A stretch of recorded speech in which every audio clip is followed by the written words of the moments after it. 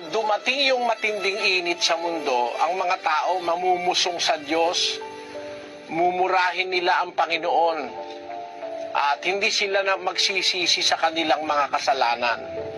Kaya they will be heading to destruction. Meron pong ganyang sentido sa Biblia na makakaranas ang mundo ng matinding init. Pero hindi po yan ang tanging mararanasan ng tao sa mundo. Kasi meron pong iba't ibang epekto ang global warming. Kung sinasabi man nating global warming, akala natin mag-iinit. Hindi po. Meron namang mamamatay sa lamig. Kasi ang global warming po ay tumutunaw ng naka-stack na yelo sa North and South Pole of the Earth.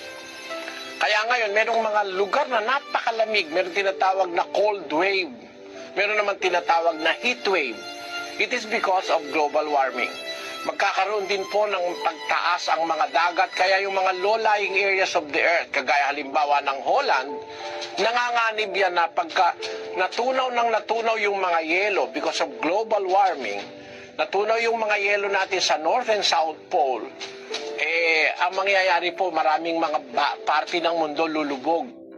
Yung mga mabababa.